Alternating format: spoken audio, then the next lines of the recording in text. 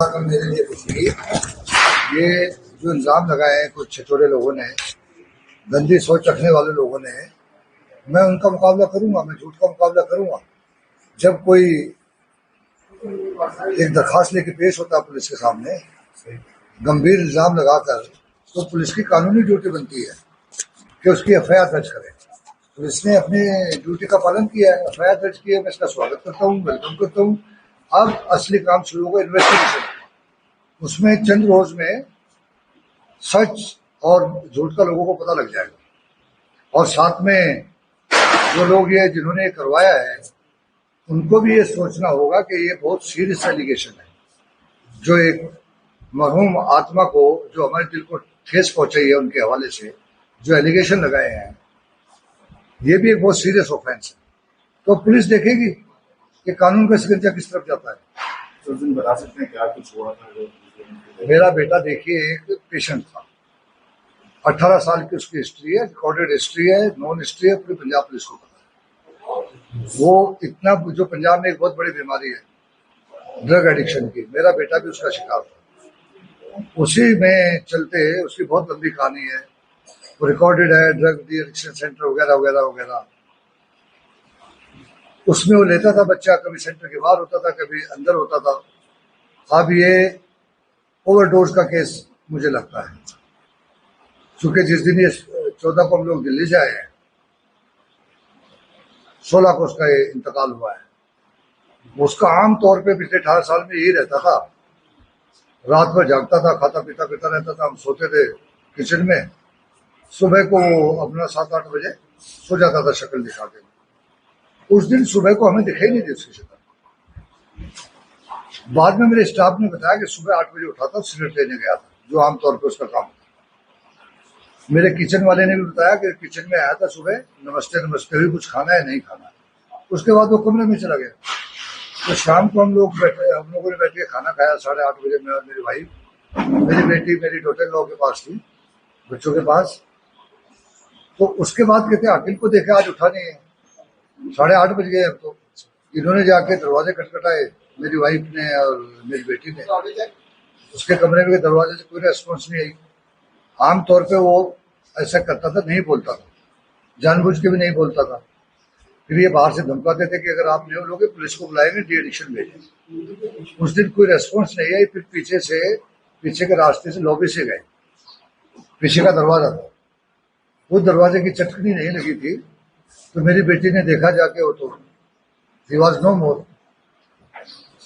फिर उसके बाद क्या होता है, एक बेटा जिसका चला जाए घर में, जो मातम होता है, मुझे पता था इज नो मोर। को इमीडिएटली हम लोग हॉस्पिटल लेके गए, मलेरकोट सेक्टर 6 पंचकुला हॉस्पिटल। वहां पर उन्होंने चेक किया, ईसीजी वगैरह कोई इसकी, बट वो ही वॉज नो मोर। उसके बाद मेरे घर वालों ने कहा पोस्टमार्टम नहीं कराएंगे।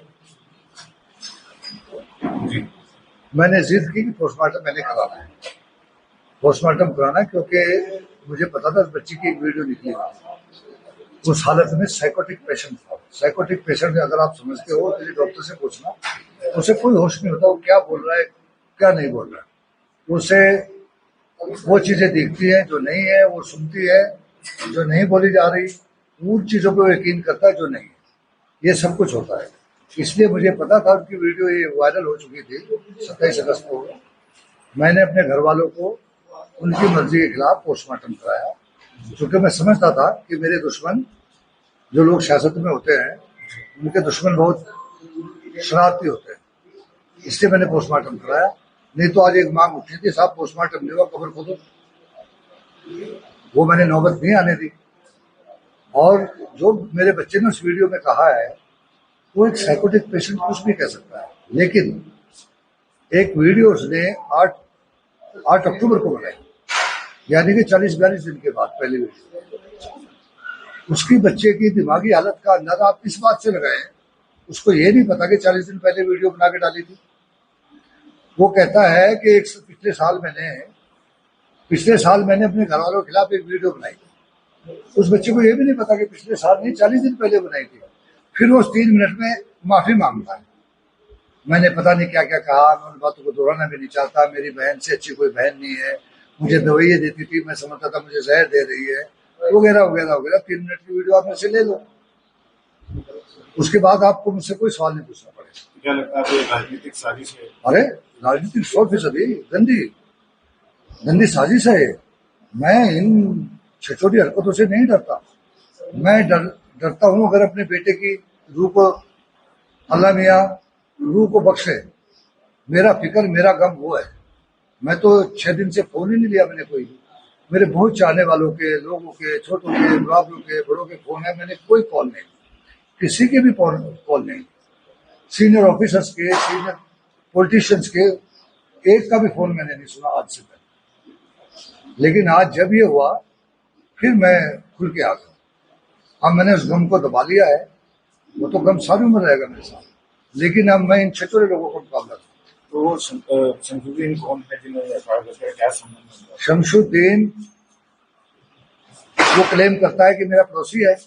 मेरा घर मलेरकोटला शहर से 2 किलोमीटर बाहर, जो मलेरकोटले कॉन्स्टिट्यूंसी का भी हिस्सा नहीं है, अमरगढ़ कॉन्स्टिट्यूंसी में। हम लोग वहां हफ्ते में 2-3 दिन के लिए जाते हैं। बाकी मेरी फैमिली चंडीगढ़ में रहती है। मेरे चंडीगढ़ घर में पिछले 25 साल में मेरा बेटा, उसकी आदतों की वजह से हम लोग उसे मलेरकोटला नहीं ले जाते थे, बहुत कम ले जाते थे। इन 25 साल में अगर टोटल उनका, मैं मलेरकोटले में 5-7 बार वो मलेरकोटले में गया हूँ। 1-2 बार उसने ऐसी हरकत की, वहीं मलेरकोटले में ये चीजें आसानी से मिल जाती हैं, तो हमने सख्ती से फिर वो पाबंदी रखी। हम लोग पब्लिक लाइफ में है ना, तो पब्लिक मैन को थोड़ा डरना पड़ता है। तो जो शमशुद्दीन है, ये मेरा पड़ोसी कहाँ से, पहले तो सवाल उससे ही है। दूसरा, मैंने सुना, वो कहता मेरा रिश्तेदार है। अच्छा, मेरा रिश्तेदार बताए तो सही, कब से रिश्तेदार हुआ मेरा, कभी मुझे मिला है? एक बार किसी 2-3 लोगों को साथ लेके आया था सिफारशी, जब मैं डीजीपी ह्यूमन राइट्स कमीशन था। केस ने बैंक फ्रॉड का केस है, इस पे फ्रॉड होगा, उसमें मदद के लिए आया था। मैंने साफ मना किया था, मैं ऐसे केस में मना नहीं करता हूँ। उसकी हिस्ट्री ये है, जो एमएलए हमारे खिलाफ जीता है, उसका एक पीए था, 3.5 साल तक उसका पीए रहा। 8 महीने पहले तकरीबन इस कोर्स ने निकाल दिया। पता लगा लोगों से कि हाई कमांड का हुक्म मिला, उनकी पार्टी के हाई कमांड का, एमएलए साहब को, जमीलुर रहमान साहब को, कि इसने बहुत दुनिया लूट की, इसको फौरन निकाला। सच जमीलुर रहमान जानता है या वो जानता है? ये 8 महीने से वहां से निकाल दिया गया, निष्कासित है वहां से, उसके दरबार से। अब ये किसी एक और पॉलिटिकल पार्टी के बड़े लीडर के हाथों में खेल रहा है। मैं उसका नाम नहीं लूंगा अभी, वक्त आने पे मैं उसको भी पर्दाफाश करूंगा, उसका भी। पोस्टमार्टम रिपोर्ट, प्रिलिमिनरी रिपोर्ट आई है, ओवरडोज उसमें लिखा है, ओवरडोज। बाकी विसेरा भेज दिया गया है, विसेरा में पता लगेगा, बाकी उसमें टाइम लगता है रिपोर्ट आने में।